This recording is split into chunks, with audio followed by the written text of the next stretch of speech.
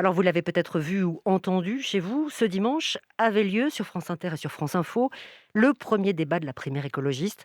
Clément, vous avez choisi de vous arrêter sur un mot que l'on a beaucoup entendu, mais qui, selon vous, n'a pas forcément été bien choisi, la décroissance. La décroissance, en effet, ce concept est au cœur du programme défendu par Delphine Bateau, la présidente de Génération Écologie, et vous allez voir qu'elle n'a pas ménagé sa peine pour nous le faire entrer dans les oreilles. La décroissance, le chemin que je propose, la décroissance, la décroissance, la décroissance, décroissance, décroissance, décroissance, l'obsession de la croissance économique, l'obsession pour la croissance économique, l'obsession de la croissance économique, un nouvel horizon pour la France, celui de la décroissance.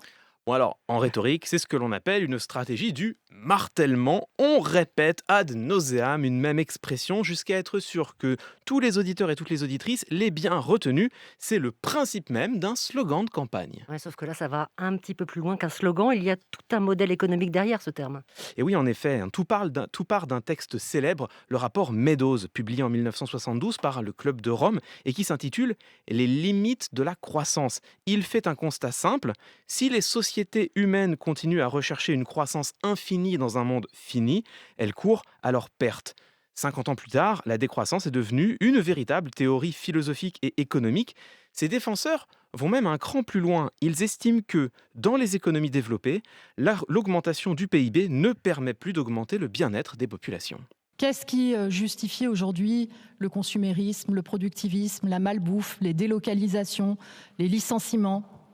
C'est l'obsession pour la croissance économique. Et voilà donc, hein, selon Delphine Bateau, la clé de la décroissance, puisqu'il va de toute façon falloir réduire notre bilan carbone, la France s'y est engagée, et puisque l'augmentation du PIB irait de pair avec l'augmentation des émissions de gaz à effet de serre, alors autant en profiter pour cesser de produire plus de richesses et chercher plutôt à mieux répartir celles que l'on produit déjà. La pleine santé, la lutte contre la pauvreté, le niveau d'éducation, la réduction des émissions de gaz à effet de serre, la régénération de la biodiversité. C'est ça, en fait, une politique de décroissance et elle améliore le bien-être humain. Selon ses défenseurs, on le voit, la décroissance, ce serait donc produire moins, mais vivre mieux. Viser la prospérité sans la croissance, c'est justement le titre d'un livre fondateur publié par l'économiste Tim Jackson en 2009. Après, bien sûr, est-ce souhaitable? Est-ce possible? Chacun se fera sa propre opinion. Oui, mais pourtant, Clément, on a l'impression que l'idée ne prend pas, hein, qu'elle fait peur. D'un point de vue purement politique, convaincre les Français de décroître, ça paraît quand même très difficile. Eh oui, c'est possible que ce soit presque du suicide politique. Après tout, cela fait des décennies que les responsables expliquent que la croissance est la clé pour créer des emplois et augmenter le niveau de vie. À tort ou à raison, hein, là encore. En termes de stratégie politique, prôner la décroissance, ça revient à ramer contre le courant.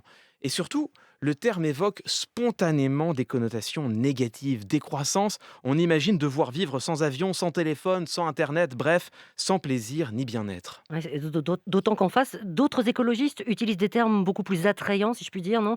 La croissance verte, le développement durable. C'est un gros clivage entre écologistes, en effet. Certains estiment, contrairement à Delphine Bateau, qu'il est possible de concilier croissance du PIB et réduction du CO2, c'est ce que l'on appelle le découplage, et ils le font avec des concepts qui, effectivement, résonnent de manière très positive. Ça veut dire quoi? Ça veut dire que c'est une épine supplémentaire dans le pied de la décroissance?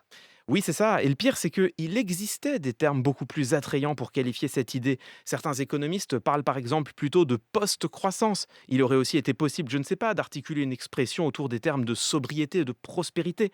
Mais revendiquer la décroissance dans le cadre d'une élection présidentielle, très grand public, où il va falloir parler à tout le monde, ce n'était sans doute pas l'option la plus facile. En rhétorique, les mots comptent autant que les choses. C'est une règle que pourrait méditer Delphine Bateau. Merci Clément, Clément Viktorovitch, entre les lignes.